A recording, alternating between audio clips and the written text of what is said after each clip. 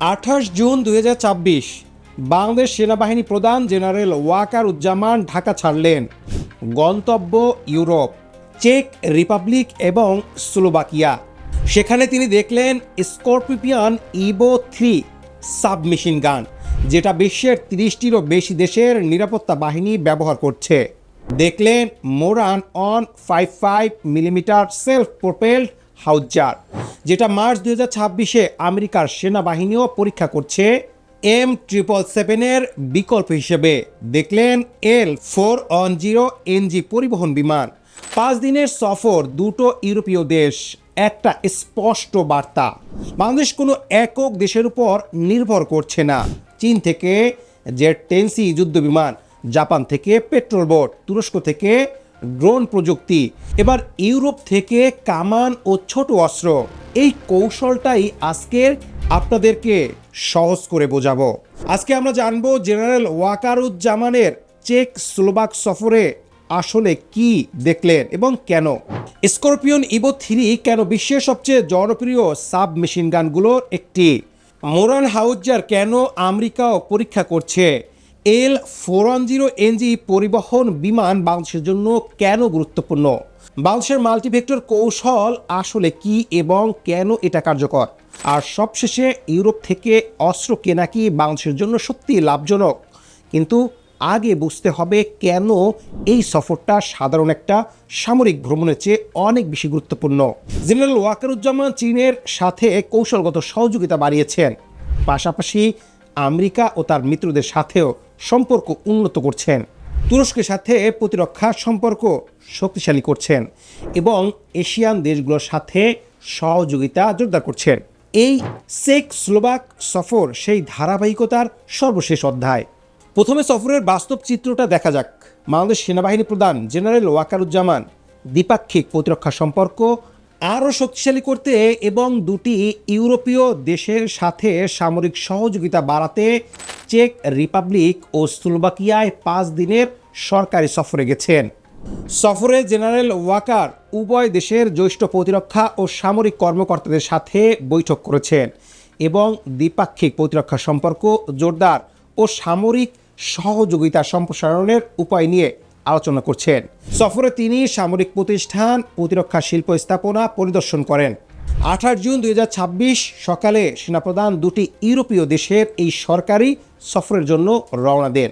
এই সফরে বিশেষভাবে পরিদর্শন করা হয়েছে 3টি অস্ত্র ও সরঞ্জাম, ইভো 3, মোরান হাউজার এবং L410 NG।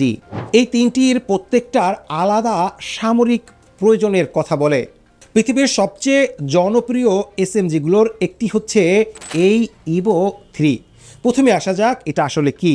CZ scorpion Ivo 3 হলো চেক অস্ত্র নির্মাতা চেক জাব্রক বোর্ডের তৈরি একটি 9 মিলিমিটার ফায়ার আর্ম প্ল্যাটফর্ম।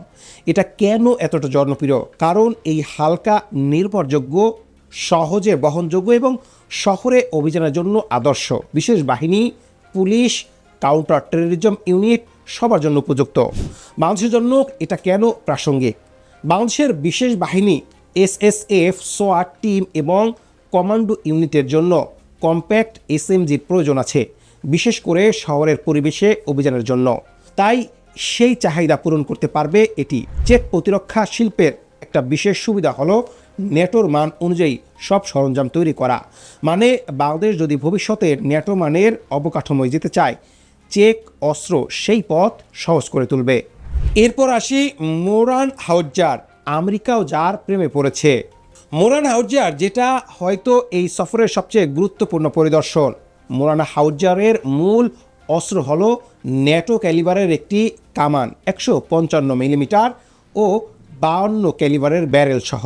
মোরানা হালকা চাকাযুক্ত self propelled artillery system TMG এবং ট্রাকড স্যাসিসের ভারী আর্টিলারি সিস্টেমের সুবিধাগুলোর একত্রিত করে।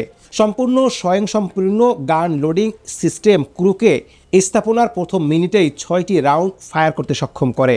ফায়ার মোড উপলব্ধ, ক্রুর কাছে 45টি বহনযোগ্য রাউন্ড রয়েছে। কিন্তু সবচেয়ে বড় কথা, মার্চ 2026-এ মার্কিন সেনাবাহিনীর কর্মকর্তারা মোরানা হাউজার সরাসরি পর্যালোচনা করছেন, কারণ আমেরিকার M77 এর একটি চাকাযুক্ত 155 মিলিমিটার প্রতিস্থাপনের জন্য দ্রুত অনুসন্ধান করছে। অর্থাৎ যে অস্ত্র আমেরিকা কেনার কথা ভাবছে বাংলাদেশের সেনাপ্রধান সেটাই প্রদর্শন করলেন। বাংলাদেশ সেনাবাহিনীতে এখনও 130 মিলিমিটার ও 122 মিলিমিটার পুরনো সোভিয়েত যুগের আর্টিলারি আছে। ন্যাটো মানের 155 মিলিমিটার হাউজার পেলে আর্টিলারি সক্ষমতায় একটা বিপ্লব আসবে। পরিসর ও নির্ভুলতা দুটেই অনেক বাড়বে। তৃতীয় সরঞ্জাম L410NG পরিবহন বিমান। এটা একটা ছোট টার্পো প্রো পরিবহন বিমান, সর্বোচ্চ 19 জন যাত্রী 1800 কেজি কার্গো বহন করতে পারে। ছোট রানওয়ে থেকে উড্ডয়নে সক্ষম, এমনকি ঘাসের মাঠ থেকেও। বাংলাদেশের জন্য এটা কেন গুরুত্বপূর্ণ? বাংলাদেশ বিমান বাহিনীর অ্যাভিয়েশন শাখার পরিবর্তন সক্ষমতা সীমিত।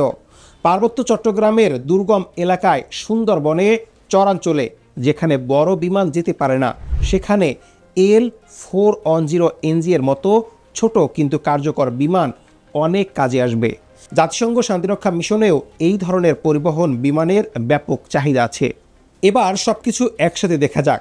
গত এক বছরে বাংলাদেশ কোথা থেকে সামরিক সরঞ্জাম বা সহযোগিতা নিয়েছে বা আলোচনা করেছে তার তালিকা চমকে দেওয়ার মতো।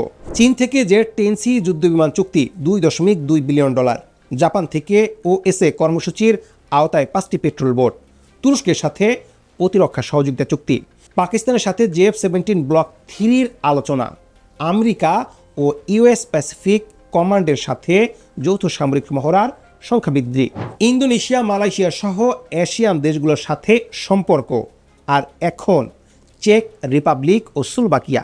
এটাকেই বলা হয় মাল্টি ভেক্টর প্রতিরক্ষা কৌশল, একাধিক দিক থেকে একসাথে সামরিক সম্পর্ক তৈরি করা। এই কৌশলের সুবিধা কি? প্রথমত, কোনো একটা দেশ অস্ত্র সরবরাহ বন্ধ করলে বাংলাদেশ বিপদে পড়বে না। দ্বিতীয়ত, একাধিক সরবরাহকারী থাকলে দর কষাকষির ক্ষমতা বাড়ে। তৃতীয়ত, ভূ রাজনৈতিক কোনো এক পক্ষের দাবি মানতে বাধ্য না করার শক্তি আসে। শেষ প্রশ্ন, বাংলাদেশের এই কৌশল কি সফল হবে? তাহলে এই মাল্টি ভেক্টর কৌশল কি সত্যি কাজ করবে? চেক রিপাবলিক ও স্লোভাকিয়া ইউরোপের ছোট দেশ, কিন্তু তাদের প্রতিরক্ষা শিল্প বিশ্বের কয়েকটা সেরা মানের সরঞ্জাম তৈরি করে। চেক রিপাবলিক 2024 সালের জিডিপির 2% প্রতিরক্ষা ব্যয় করেছে এবং 2026-এ কমপক্ষে 2.2% ব্যয়ের পূর্বাভাস আছে। দেশটি তার সামরিক আধুনিকায়ন ত্বরান্বিত করছে। একটা দেশ যে নিজেই দ্রুত আধুনিকায়ন করছে, তার প্রযুক্তি ও অভিজ্ঞতা থেকে বাংলাদেশ শিখতে পারে, কিন্তু সীমাবদ্ধতাও আছে। এতগুলো দেশ থেকে ভিন্ন ভিন্ন অস্ত্র কিনলে রক্ষণাবেক্ষণ জটিল হয়। এক এক দেশের স্ট্যান্ডার্ড আলাদা, যন্ত্রাংশ আলাদা। মিয়ানমারের JF-17-এর কারিগরি সমস্যার কথা মনে আছে। ভিন্ন উৎসের অস্ত্র একসাথে চালানো সহজ নয়। তাই কৌশলগত বৈচিত্র্য যেমন দরকার, তেমনি একটা সামঞ্জস্যপূর্ণ মূল কাঠামোও দরকার, যেখানে ভিন্ন দেশের অস্ত্র একে অপরের পরিপূরক হিসেবে কাজ করবে, প্রতিযোগিতায় নয়। চেকে একটা প্রবাদ আছে, যে চায় সে পথ খোঁজে, যে চায় না সে কারণ খোঁজে। বাংলাদেশের সেনাপ্রধান পথ খুঁজছেন। চীন, জাপান, তুরস্ক, পাকিস্তান, এবার ইউরোপ। প্রশ্ন হলো, এই অনুসন্ধান কি শেষ পর্যন্ত বাংলাদেশকে একটা শক্তিশালী স্বনির্ভর প্রতিরক্ষা ব্যবস্থা দিবে, নাকি অনেক দিকে হাত বাড়াতে গিয়ে কোনো দিকেই শক্তিশালী হওয়া যাবে না, এমন অবস্থা ঘটবে? উত্তর নির্ভর করছে বাংলাদেশ এই কেনাকাটার সাথে কতটা দীর্ঘমেয়াদী প্রশিক্ষণ, রক্ষণাবেক্ষণ ও প্রযুক্তি হস্তান্তরের পরিকল্পনা করবে তার উপর।